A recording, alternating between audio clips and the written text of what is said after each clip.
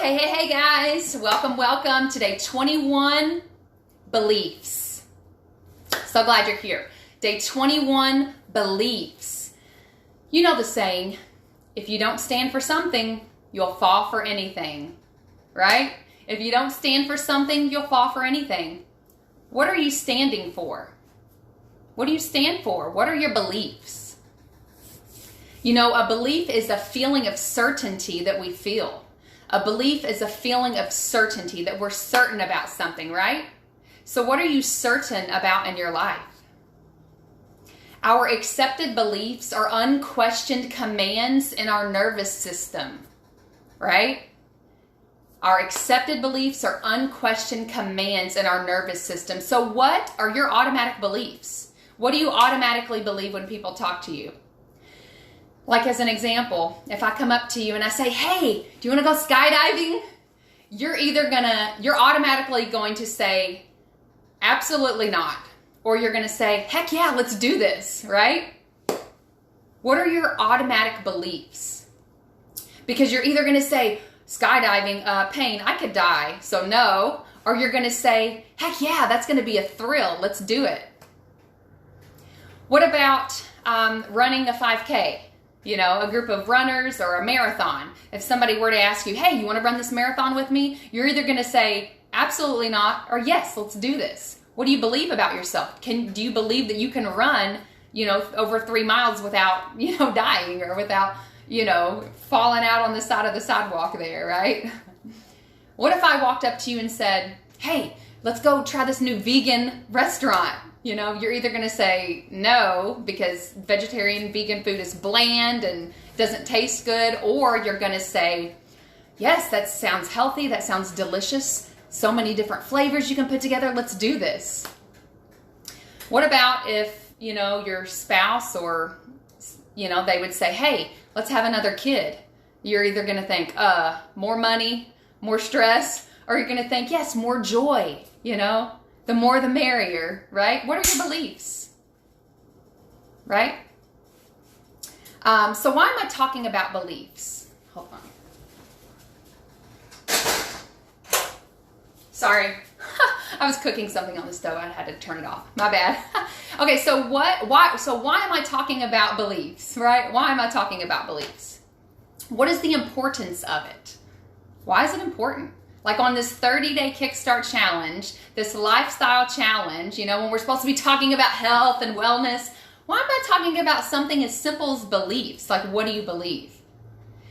Let me tell you, it's because our beliefs become before action, right? What we believe comes before our action. So if you want to lose that weight, you want to improve your health and wellness, you want to make more money, you want to do all of these things, you want to spend more time with family and less time at the office, you want to change the quality of your life, you want to have that breakthrough, you want to achieve those New Year's resolutions, it all, before that action, before that massive action that you take to actually get to that next level of life where you want to be to achieve those goals, before that comes belief. What do you believe? Okay? What do you believe? What are your beliefs? It all starts with that foundation of beliefs. Side note, I burnt my thing that I'm cooking. I guess I was so caught up and Anyway, it's okay. Turned it off. Ooh, we gotta love the moments, right? Okay, so here we go. So why am I talking about beliefs is because it's the foundation, right? It's beliefs come before action. That's why I'm speaking about it today. The second reason why I'm talking about beliefs is because, and it's a huge reason, is because most of our beliefs are from the generalizations about our past, that we've linked an emotional connection to, right? So it was based on our interpretations of a past event. So our beliefs today are mostly of what the experience that we've had in the past, right? And we've linked, like we talked about the pain and pleasure principle, what we link pain to and what we link pleasure to, right? So some relatable, I want to give you an example. Since we're in December and since we're in the Christmas holiday season, I want to give you an example of this. about how our beliefs are generalizations of examples that happened in the past. Most everybody knows the Grinch. And I think of the movie with Jim Carrey, the Grinch. And when he was in elementary school, he was the Grinch and everybody else was, the little Whoville people. And the teacher, in the movie, so think back to the movie, she was talking about, they're going to have a holiday party, and the Grinch had this little crush on Martha May, and apparently she had a crush on him, and so he was like, that's my chance, to make her an awesome present, to show myself, to let her know. So he went home, and he just spent all his time, all night, creating this beautiful little angel topper for the Christmas tree or whatever for her. He put the jewels on it. He molded it. He did all of these things. He put his time and effort in that. He put his heart and soul in that because he had feelings for this girl and he wanted to just share that. Okay, so this was his experience. He shaved himself up because he wanted to look nice. He went back to his elementary school that next day, and the Christmas party, right? And then he had the bag over his head or whatever. He took it off and he gave Martha May the present. And everybody was laughing at him because he cut himself when he was shaving because he wasn't like everybody else, right? So he cut himself shaving and he was so shamed. He felt so bad. Everybody was laughing at him. So what the Grinch in elementary school, what he learned to he linked massive pain to opening up and sharing his feelings. And he eventually linked massive pain to Christmas. So he said, I hate Christmas. And he threw it, he destroyed the classroom, and he ran away, right? So that was an example. And then for the rest of his life, until he was an adult, the movie, I hate Christmas. What can I do to, ruin their Christmas and all that, the good old Grinch cartoon as a child, like that one. It's a classic to watch every year. So, so the Grinch, he linked massive pain to that event that happened. And it was decades that he felt that way over one simple event. His belief was Christmas means pain. Opening up and sharing my feelings means pain. Is fearful. Means that I will be rejected. Right? So he was alone, and then he spent decades of his life alone, right? So what are some experiences that you can relate to with your beliefs? So think of failure. Did you try a sport when you were in elementary or middle school? Did you fail at a past relationship? What about a hobby or something new that you wanted to try that you formed the belief that, no, I can't do that. That, I just don't have the skills, or I'm not smart enough. What are your beliefs about what you can do and what you can't do? What are your beliefs about your finances, about how much money you can make or not make, right? What are your beliefs about cooking? I'm sorry, I'm like totally smelling the burnt stuff that I cooked. Hey, this is real life. Hopefully people are still watching.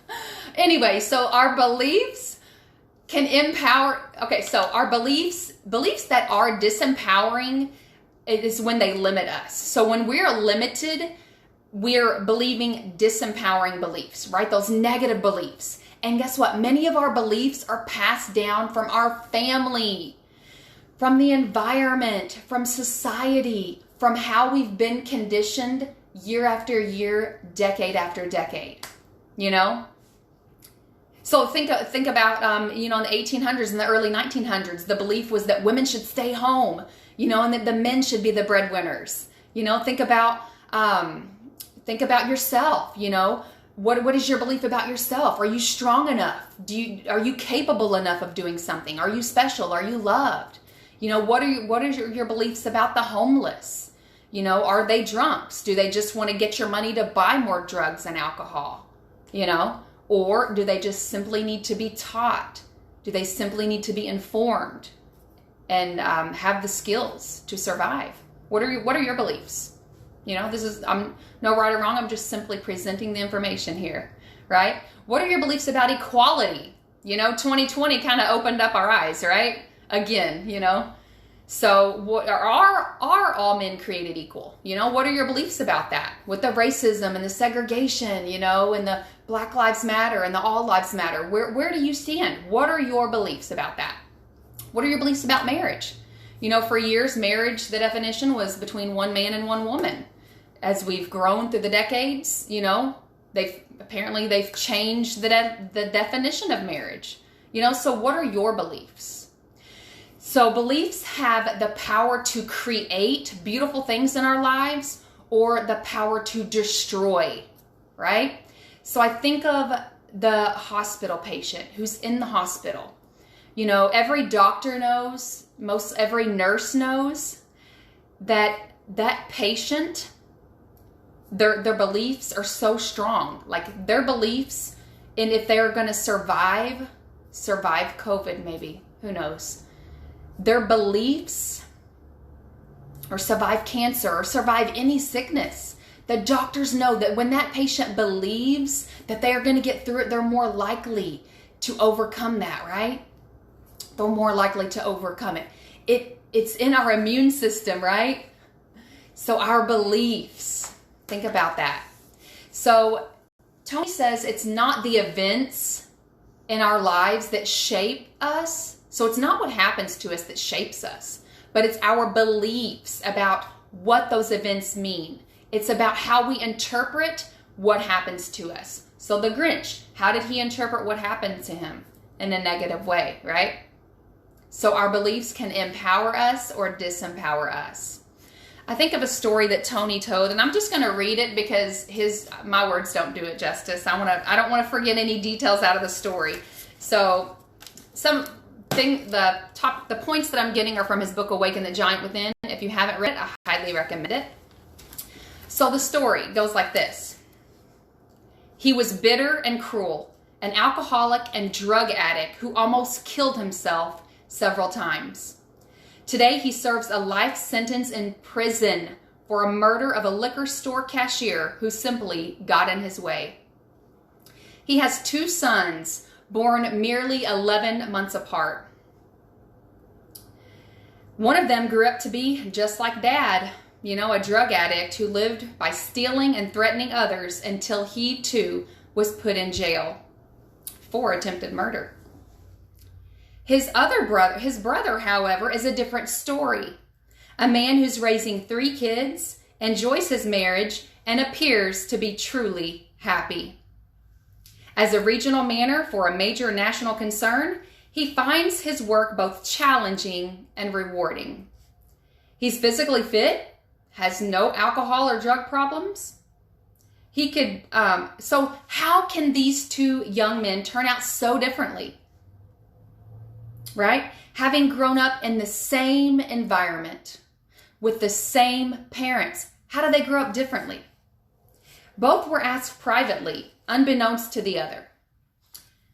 Why has your life turned out this way? Surprisingly, they both had the same answer. What else could I have become having grown up with a father like that? Right? What else could I have become having grown up with a father like that? What are your beliefs, right? Proverbs 23:7 says, as a man thinketh in his heart, so is he, right? So all of our personal breakthroughs begin with a change in our mindset, begin with a change in our belief systems. All personal breakthroughs. You want to lose that weight. You want to improve the quality of your relationship. You want to pay off that debt. You want to get a new car or a new house, right? It all starts with a change in our beliefs, because where you are currently now is a result of the beliefs that you hold. Henry Ford said, whether you think you can or whether you think you can't, you're right. So whether we believe we can do something or we can't do something, we're right. What are your beliefs? Our beliefs can strengthen us, right? And empower us, or they can weaken us and disempower us, right? So who's ready for some action steps, guys? Okay, your action step. Come on, guys, let's go. The action step that I have for you. Here we go.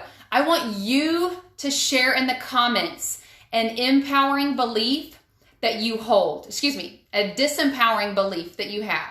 I want you to share in the comments. Maybe you had it in the past, or maybe you currently have it. Hey, we're here to grow and learn and help and support each other, right?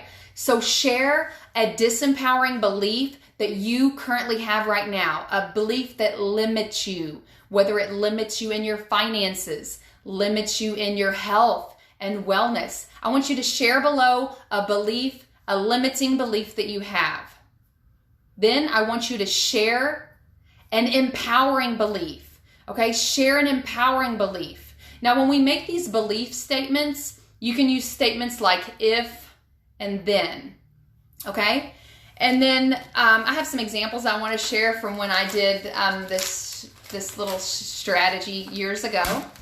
So that's the step one. The step two is to take your notebook and to write out all of your beliefs. I want you to make a T-chart, okay? So you see my T-chart there, right?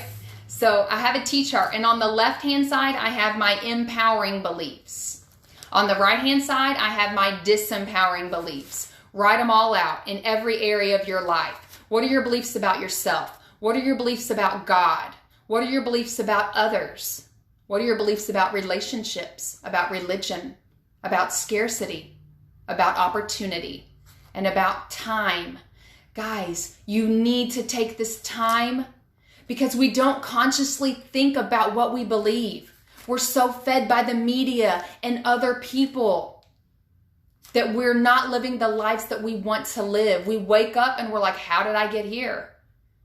Okay, so sit down, take that quiet time and write out your beliefs. Write out your beliefs. Empowering, disempowering, it will change your life. It will change your life, okay? So an example, you can use if-then statements. So mine that I had years ago, and maybe some of them are true and maybe some of them are not. Here we go. My empowering beliefs were, if I work hard by using my time wisely, I will accomplish great things. So if I work hard, I'll accomplish great things. That was my belief. That's still my belief.